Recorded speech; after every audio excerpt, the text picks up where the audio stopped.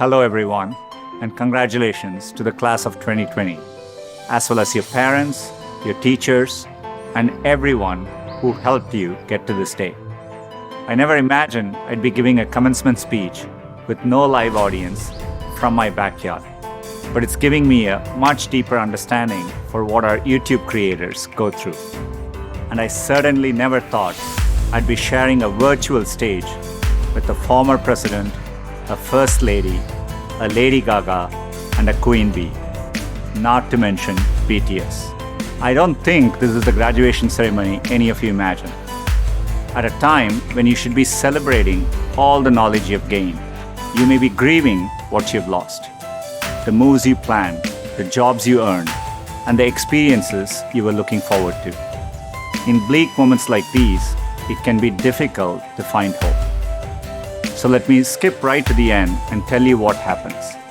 You will prevail. That's not really the end of the speech, so don't get too excited. The reason I know you'll prevail is because so many others have done it before you. 100 years ago, class of 1920 graduated into the end of a deadly pandemic. 50 years ago, the class of 1970 graduated in the midst of Vietnam War.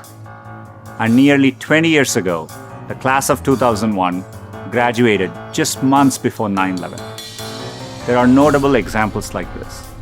They had to overcome new challenges, and in all cases, they prevailed. The long arc of history tells us we have every reason to be hopeful. So, be hopeful. There is an interesting trend I've noticed. It's very conventional for every generation to underestimate the potential of the following one. It's because they don't realize that the progress of one generation becomes the foundational premise for the next. And it takes a new set of people to come along and realize all the possibilities. I grew up without much access to technology. We didn't get our first telephone till I was 10. I didn't have regular access to a computer until I came to America for graduate school. Under television, when we finally got one, only had one channel. So imagine how awestruck I am today to be speaking to you on a platform that has millions of channels. By contrast, you grew up with computers of all shapes and sizes. The ability to ask a computer anything, anywhere, the very thing I've spent my last decade working on, is not amazing to you. That's okay. It doesn't make me feel bad. It makes me hopeful. There are probably things about technology that frustrate you and make you impatient. Don't lose that impatience. It'll create the next technology revolution and enable you to build things my generation could never dream of. You may be just as frustrated by my generation's approach to climate change or education. Be impatient. It'll create the progress the world needs. You will make the world better in your own way, even if you don't know exactly how.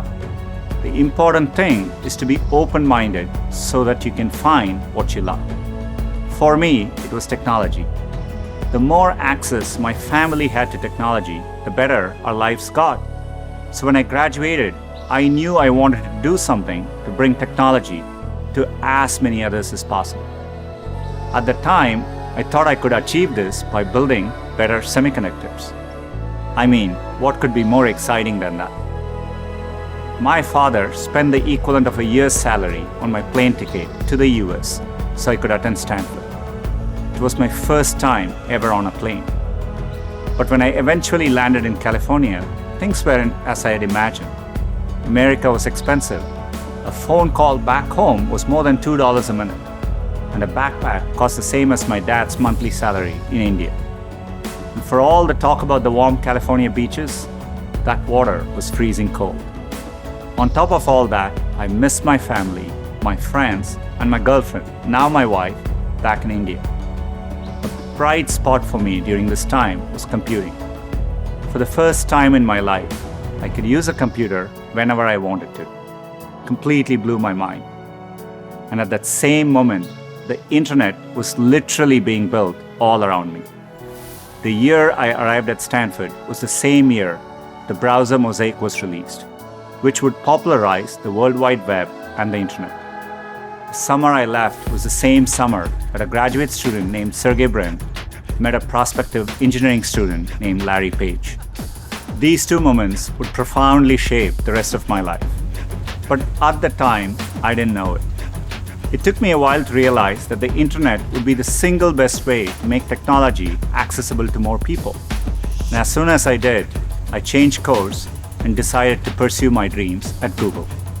Inspired by the wonder that first browser created in me, I led the effort to launch one called Chrome in 2009 and drove the effort to help Google develop affordable laptops and phones so that a student growing up in any neighborhood or village, in any part of the world, could have the same access to information as all of you.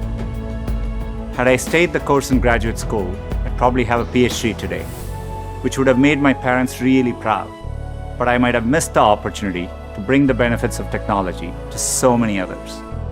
And I certainly wouldn't be standing here speaking to you as Google CEO. Believe me when I say I saw none of this coming when I first touched down in the state of California 27 years ago. The only thing that got me from there to here, other than luck, was a deep passion for technology and an open mind. So take the time to find the thing that excites you more than anything else in the world. Not the thing your parents want you to do, or the thing that all your friends are doing, or that society expects of you. I know you're getting a lot of advice today, so let me leave you with mine. Be open, be impatient, be hopeful.